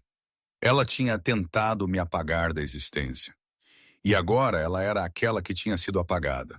Havia uma certa justiça nisso, eu suponho. Naquele fim de semana, eu dirigi para o cemitério da prisão onde ela tinha sido enterrada. Era um dia frio de novembro, o tipo de dia onde o vento corta através do seu casaco e o céu é da cor de ardósia.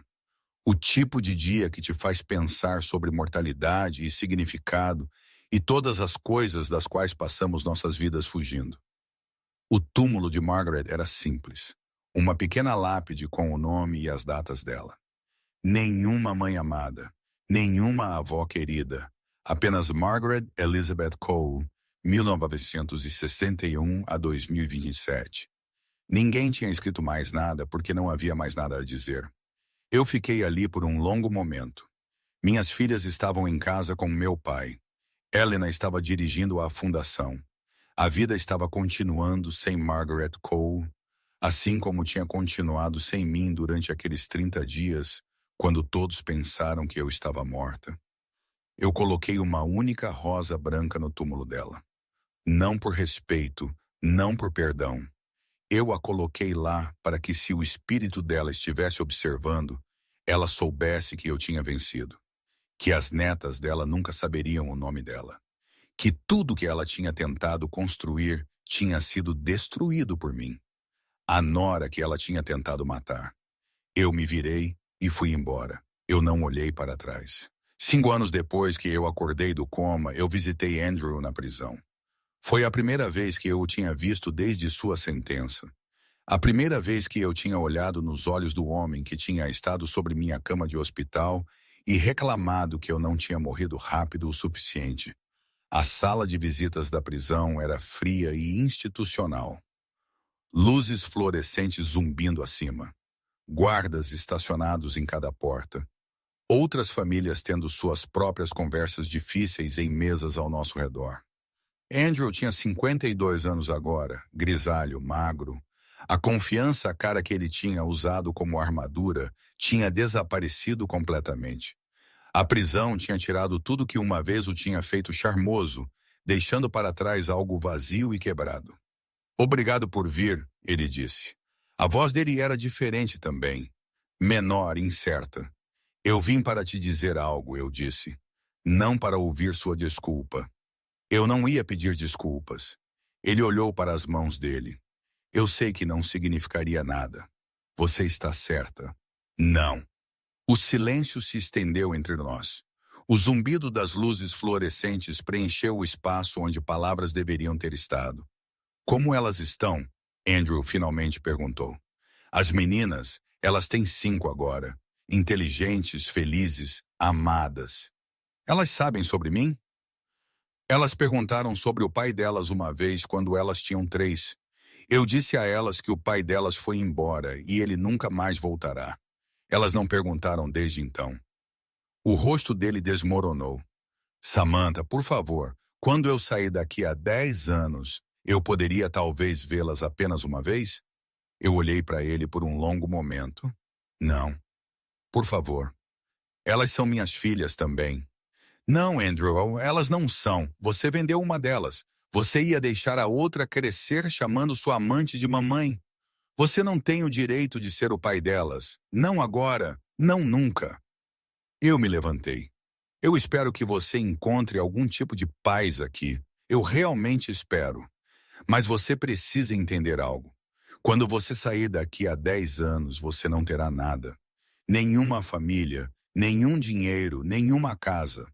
A propriedade de sua mãe foi para taxas legais. Sua reputação está destruída. Você terá 52 anos de idade com nada.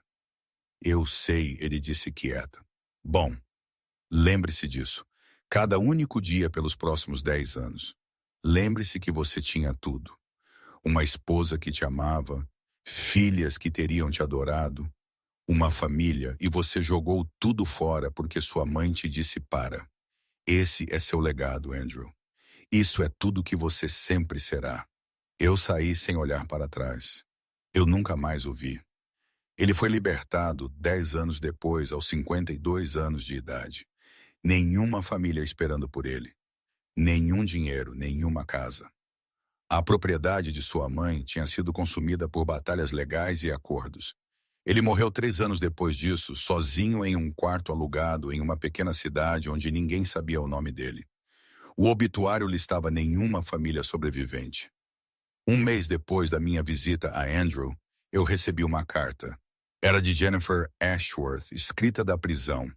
Ela tinha cumprido 5 anos de sua sentença de 7 anos e estava se aproximando de sua audiência de liberdade condicional. Eu li na minha mesa da cozinha em uma tranquila manhã de domingo, enquanto Esperança e Graça tomavam café da manhã e discutiam sobre desenhos animados. Samantha, ela escreveu, eu sei que você provavelmente jogará isso fora sem ler. Eu não culparia você, mas eu preciso dizer isso mesmo que ninguém ouça. Eu estava errada sobre tudo. Eu disse a mim mesma que você era a vilã, a mulher que estava entre Andrew e seu verdadeiro amor. Eu disse a mim mesma que eu merecia o que você tinha. Eu disse a mim mesma que você não seria realmente ferida porque você não apreciava o que você tinha. Eu era uma tola. Andrew nunca me amou. Ele nunca amou ninguém, exceto a si mesmo. E Margaret, ela me usou como uma ferramenta e me jogou fora no momento em que eu não fui útil. Eu não estou pedindo perdão. Eu não mereço. E eu sei que você não tem nada para me perdoar. Você não me deve nada. Não sua raiva, não sua piedade, nem mesmo seu reconhecimento de que eu alguma vez existi. Eu estou escrevendo porque eu queria que você soubesse de mim em minhas próprias palavras. Sua mãe salvou você. Ela lutou por você quando ela não podia se mover, ou falar, ou fazer qualquer coisa, a não ser ouvir as piores coisas que seres humanos podem fazer uns aos outros. E ela venceu. Seja grato por ela todos os dias. Sejam o tipo de pessoas que ela criou vocês para serem. E quando vocês tiverem filhos de vocês, amem eles do jeito que ela amou vocês. Isso é tudo que eu queria dizer. Seu pai, Andrew Cole. Graça colocou a carta para baixo. A cozinha estava silenciosa. Esperança olhou para mim. Você sabia sobre isso? Não, eu disse honestamente. Eu não tinha ideia. Você está bem? Eu pensei sobre isso. 20 anos. 20 anos desde que eu acordei daquele coma. 20 anos desde que Margaret foi levada algemada. 20 anos de construindo uma vida, criando minhas filhas, dirigindo a fundação, fazendo a diferença. Eu estou bem, eu disse. Você está? Graça pegou a carta de novo, olhou para ela por um longo momento. Então ela dobrou-a cuidadosamente, colocou-a de volta no envelope e entregou-a para mim. Eu não preciso guardar isso, ela disse. Eu sei quem é minha família. Eu sempre soube. Esperança assentiu. Nós não precisamos de uma carta de um estranho para nos dizer quem somos, ela disse. Nós somos Brennan. Nós somos suas filhas. Isso é tudo o que importa. Eu peguei a carta, a segurei por um momento. Então eu caminhei até a lareira e a joguei nas chamas. Nós a assistimos queimar juntas. As últimas palavras de Andrew Cole, o homem que tinha estado sobre minha cama de hospital e desejado que eu morresse mais rápido, viraram cinzas e fumaça e nada. Isso é fechamento, Graça disse quieta. Não, eu disse, isso é apenas papel queimando. Fechamento é o que nós construímos, o que nós temos, o que nós somos. Eu olhei para minhas filhas, fortes, gentis, ferozes. Fechamento é saber que eles me queriam morta. E aqui estou eu, 20 anos depois, cercada por pessoas que eu amo, vivendo uma vida que eles tentaram roubar. Eu sorri. Esse é o único fechamento que eu sempre precisei. 1 ano depois, a Fundação Esperança e Graça celebrou seu 20º aniversário com um gala em Hartford. Ao longo desses 20 anos, Nós tínhamos ajudado mais de 15 mil pacientes a advogar por seus direitos.